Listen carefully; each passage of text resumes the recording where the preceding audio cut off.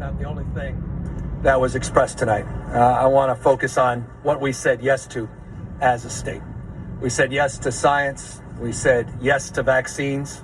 We said yes to ending this pandemic. We said yes to people's right to vote without fear of fake fraud or voter suppression. We said yes to women's fundamental constitutional right to decide for herself what she does with her body, her fate and future. We said yes to diversity. We said yes to inclusion. We said yes to pluralism. We said yes to all those things that we hold dear as Californians, and I would argue as Americans: economic justice, social justice, racial justice, environmental justice, our values where California's made so much progress. All of those things were on the ballot this evening. And so I'm humbled and grateful to the millions and millions of Californians that exercise their fundamental right to vote and express themselves so overwhelmingly by rejecting the division, by rejecting the cynicism, by rejecting so much of the negativity that's defined our politics in this country over the course of so many years. I just think of our kids watching all of this. Nightly news, day in and day out. And I just wonder. That is Gavin Newsom of California giving a victory speech last night, defeating the RICO effort for him to be kicked out of office. And Larry Elder, who was the major contender on the other party, Republican side, got whacked last night.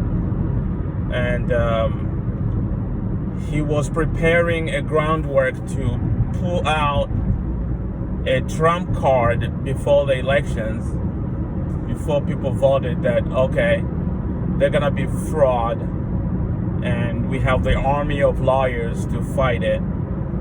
But I'm glad he conceded, because the margin was wide and that card couldn't be used. So let's listen a little bit some more from the governor. We've got 4 young kids. Oldest about to turn 12 this weekend. And what they're growing up to. In a world where we're so divided, these kids increasingly fearful, isolated, disconnected, and we're teaching them that. And it doesn't have to be that way. I think we owe our kids a deeper sense of respect, and all of us as adults a responsibility to disregard this false separateness. We're so much more in common as a state and a nation than we give ourselves credit for. I've been all over the state of California over the last many years, but notably in the last 9 months. Conservative parts of the state, progressive parts of the state, folks that I know were going to vote no, and votes that I knew were going to vote yes on this recall, and turned out to do just that. But one thing that's universal: everybody wants to be respected. Everyone wants to feel some connection to one another. We all certainly in this pandemic want to feel safe, protected. And those are universal values. And I think about just in the last, few days, and the former president put out saying this election was rigged.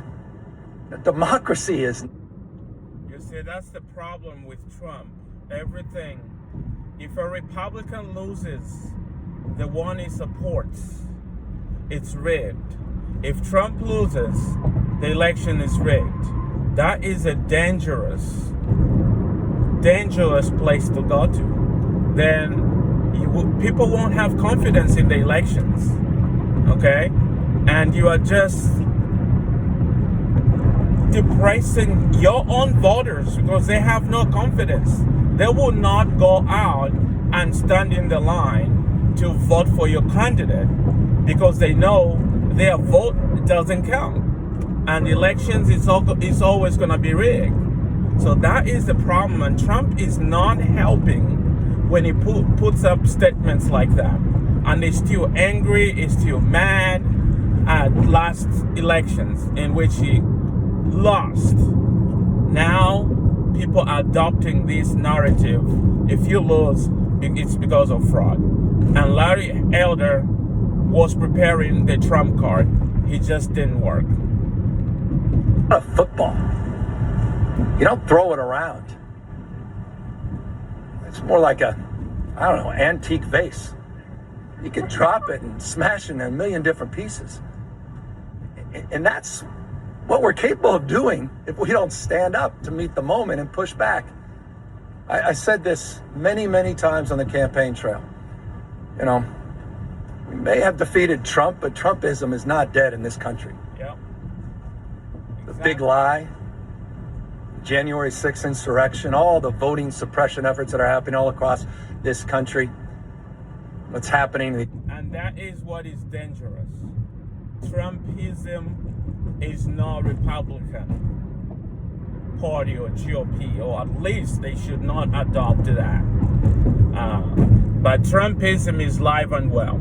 On this channel, very many Trumpists that will try to argue with me on a basic facts, and they go for alternative facts. They disregard the truth, they disregard facts, they even disregard the law. It's sad. Assault on fundamental rights, constitutionally protected rights of women and girls.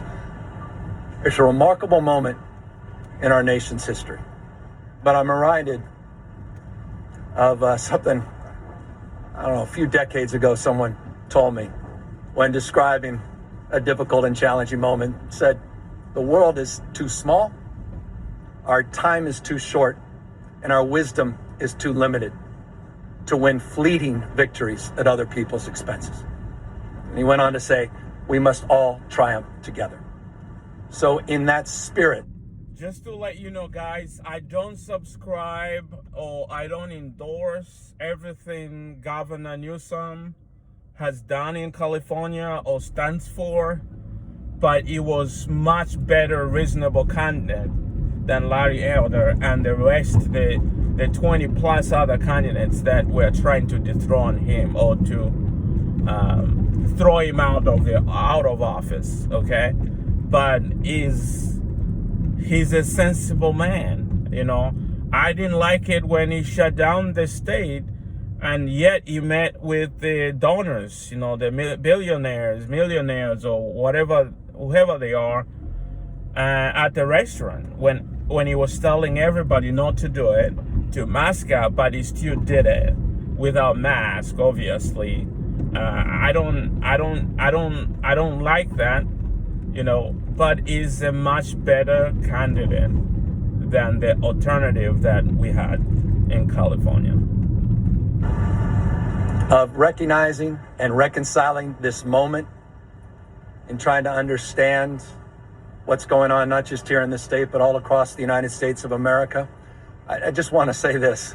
Tonight, I'm humbled, grateful, but resolved in the spirit of my political hero, Robert Kennedy, to make more gentle the life of this world. Thank you all very much, and thank you to 40 million Americans, 40 million Californians, and thank you for rejecting this recall. Good night, everybody. All right, guys. So I'm going to the office. Sorry about the noise. I was driving, but here it is. Okay, it has happened, and Governor Newsom survived. Tell me what you think. If you're new to the channel, make sure you subscribe. I'll see you in the next video. Bye-bye.